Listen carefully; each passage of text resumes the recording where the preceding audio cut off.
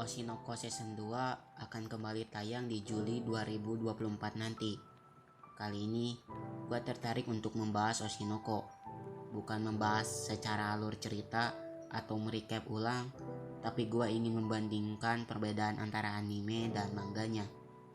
Gue bukan bermaksud membandingkan mana yang bagus dan mana yang jelek, tapi gue ingin membahas hal yang gak ada di anime dan ada di manga ataupun sebaliknya. Jadi, karena Oshinoko Season 1 mengadaptasi manga chapter 1-40, yang itu berarti 4 volume, maka gue akan membagi penjelasan ini menjadi 4 video per setiap satu volume mangganya. Karenanya, jika video ini tembus 100 penonton, gue akan lanjut ke part 2-nya. Alasan itu, gue minta like dan share-nya dulu, dan simak ulasan kali ini.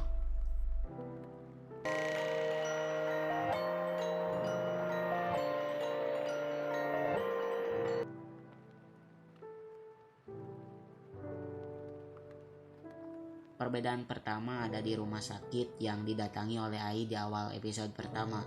Di salah satu panel manga di chapter 1, sebelum si suster ngasih tahu Ai akan hiatus, di manga menjelaskan kalau rumah sakit itu ada di tempat yang bernama Kumamoto, di prefektur paling selatan di Jepang, yaitu Kyushu.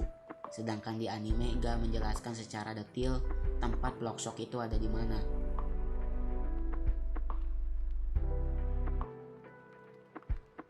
Perbedaan kedua, ini cuma ada di anime dan gak ada di manga. Di saat Ichigo nanya ke Dr. Goro apakah Ai cuma sebatas sembelit, namun Ai menyangkal kalau hari ini dia bisa berak dengan lancar. Komedi jorok ini cuma bisa kalian temukan di anime dan gak ada di manga.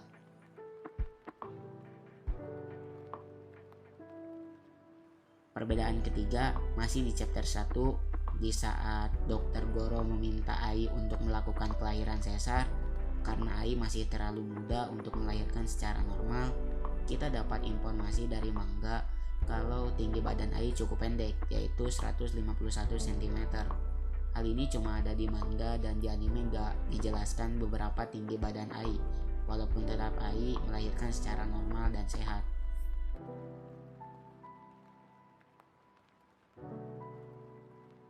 Perbedaan keempat, hal ini cuma ada di anime, tempatnya di saat Dr. Goro sedang sekarat.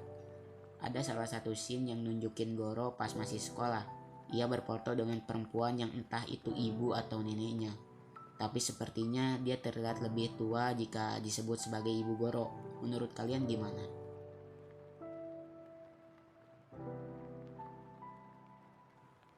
Perbedaan kelima, di manga chapter 2, di saat Ai lagi main dengan Aquamarine, tiba-tiba Ruby terbangun dan nangis. Nah, Ai pun meninggalkan Aquamarine di sofa dan mendekati ranjang bayi dan ngegendong Ruby yang nangis.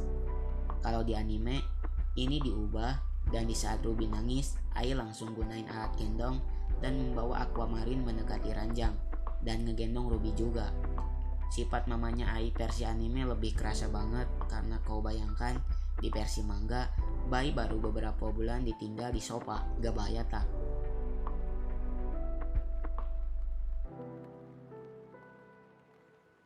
Perbedaan keenam, kita lompat dari chapter 2 ke chapter 4. Di manga cuma menjelaskan kalau gaji Ai hampir gak sampai 200.000 yen. Tapi di versi anime nunjukin secara visual kalau gaji Ai itu cuma 208.000 yen.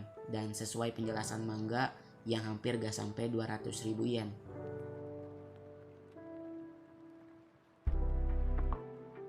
Perbedaan ketujuh masih di chapter 4 dan gua di sini akan meluruskan takutnya ada kesalahpahaman tentang anggota Bikomachi.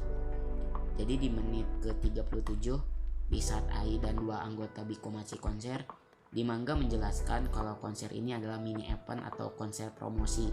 Jadi Bikomachi yang perform itu cuma 3 orang. Bukan karena anggotanya 3 orang, tapi karena emang konser promosi nunjukin 3 idol terbaik Bikomachi. Anggota Bikomachi generasi 1 ini banyak loh. Mungkin ada 7 atau 10 anggota.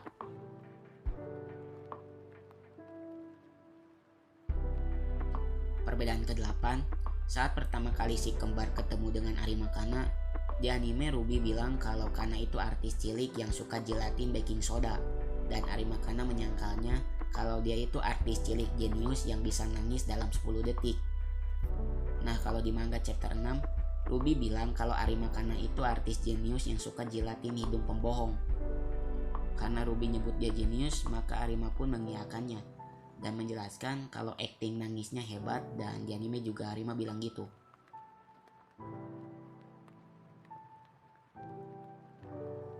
Perbedaan ke-9, di chapter 6 loncat ke chapter 8, di flashback pertemuan pertama Ai dan direktur Ichigo.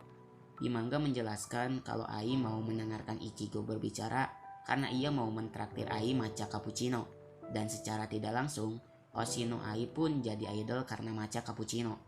Sedangkan di anime gak dijelasin Ai minum apa. Ya, walaupun secara visual kelihatan hijau karena emang matcha.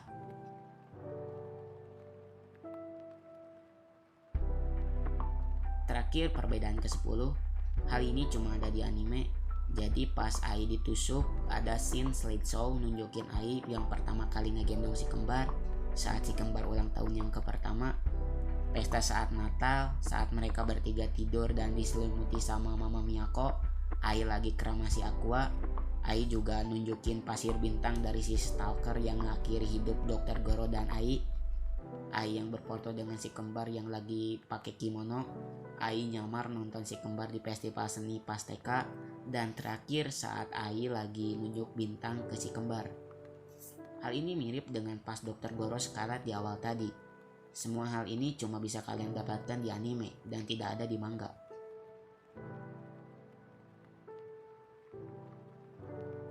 Sebelum video ini kututup, di setiap awal chapter volume 1 ini selalu ada prolog setiap panel yang tentunya hal ini tidak ada di anime. Jadi akan gua coba bahas. Di chapter 1 munculin spoiler dikit kalau Ruby dan Aquamarine akan segera tampil di sebuah acara. Setelah itu di panel berikutnya munculin double panel berwarna yang masukin Ai, Dr. Goro, Sarina, Ruby, dan Aquamarine remaja dalam satu gambar. Di panel pertama chapter kedua munculin Ruby remaja yang lagi wawancara. Dia menjelaskan kalau menjadi idol adalah sebuah tantangan karena hidup adalah sebuah tantangan. Tapi Ruby sangat percaya diri karena ia bersama dengan orang yang ia percaya, yaitu kakaknya yang tak lain adalah Aquamarine. Yang ikutin Oshinoko pasti merasa sus banget. Di panel pertama chapter 3 selanjutnya munculin Mama Miyako yang lagi diwawancara. Ia menjelaskan kalau menjadi manajer si kembar itu merepotkan. Dan ia juga menjelaskan kalau mereka berdua udah sangat aneh dari awal, seperti seorang anak yang udah dibimbing oleh dewa yang membuatnya bisa sukses. Maksud perkataan Mama Miyako di sini connect dengan isi cerita utama di chapter ini. Dia yang awalnya muak ngurus si kembar dan berniat untuk memviralkan skandal Ai untuk kepentingannya sendiri. Lucunya, perkataan si kembar yang harus Miyako turutin di setiap perkataannya masih ia kerjakan sampai si kembar beranjak remaja. Development karakter yang gokil sih. Di panel pertama chapter keempat, kini diwawancara oleh fans idol atau sering kita sebut Hota, yang menjelaskan kalau dia ngefans ke Ai. Di saat ia melihat video lama Ai, di sana ia malah nostalgia saat melihat bayi kembar yang sempat viral. Dan dia tahu bayi kembar itu kini sudah SMA. Panel ini connect ke cerita di mana si kembar yang lagi nonton konser Ai malah ngelakuin Wotage. Selanjutnya ke panel pertama chapter 5, kini yang diwawancara adalah si sutradara Gotanda Taishi. Di sini ia baru mendapatkan penghargaan dan ia sedang mengerjakan film yang sepertinya akan di remake atau dibikin film dokumenter tentang film yang ia sebut gagal di 15 tahun lalu. Ia juga ditanya tentang aktor dan aktris yang sudah dikenalnya sejak bayi, dan ia pun mengiyakannya dan bahkan menganggap anak-anak itu seperti cucunya. Terakhir ia menjelaskan kalau film ini dipersembahkan untuk Ai. Film yang dimaksud sutradara Gontada ini adalah film pertama Aqua yang bikin Arimakana jadi badut. Bisa dikatakan kalau film ini cukup low budget, namun dengan kekurangannya itu bisa membuat sutradara Gontada mendapatkan gelar sutradara terbaik pertamanya dan berpengaruh untuk karir Ai menjadi bintang besar kala itu. Selanjutnya di panel pertama chapter ke-6, yang diwawancara selanjutnya adalah Arimakana. Setelah dibikin badut semasa kecil oleh Aqua, kini ia jadi lebih hati-hati ke karirnya. Walaupun ia disebut jenius, ia tetap harus berhati-hati karena orang jenius sekalipun akan mati jika kau menikamnya. Perkataan itu gak sadar keluar dari mulutnya dan ia minta di retake karena takut dimarahin sama Aqua. Di panel pertama chapter ke-7 yang diwawancara adalah guru TK si kembar. Ia menjelaskan kalau si kembar itu anak yang jenius. Si kakak suka baca buku yang susah dibaca dan si adik punya kecerdasan setara dengan anak SD. Walaupun ia cuma mengajar selama setahun karena si kembar dipindah secara mendadak, tapi itu membekas di ingatannya. Ia ingin kembali bertemu dengannya setidaknya untuk sekali seumur hidup. Di panel pertama chapter ke-8, di panel ini nunjukin direktur Saito yang sedang memancing dengan kondisi yang berantakan dengan rambut panjangnya. Dia benar-benar hancur setelah kehilangan air, dan ini juga salah satu informasi yang cuma ada di manga. Jika kita lihat di season 1 animenya, Saito benar-benar menghilang entah kemana. Dan di sini kita dapat info kalau sepertinya dia lagi mencoba mencari ketenangan dan kehidupan baru yang jauh dari dunia entertainment. Di panel pertama chapter 9, nunjukin Aqua remaja yang menjelaskan kalau dia tidak peduli dengan pendapat orang tentang aktingnya. Dia juga tidak peduli dengan orang lain yang mencintainya atau tidak sekalipun karena karir aktornya cuma untuk balas dendam. Untuk panel chapter 10 sepertinya gak perlu gua bahas karena panel ini ada di post ending scene episode 1 dimana Ai lagi membuat video di saat si kembar lagi ulang tahun yang ke-pertama.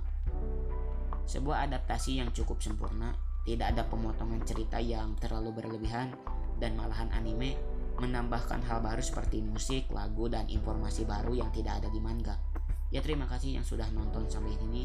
Gua akan membuat part 2-nya jika video ini sampai 100 view. Jadi jangan lupa like dan share biar video ini naik, dan makasih yang udah subscribe.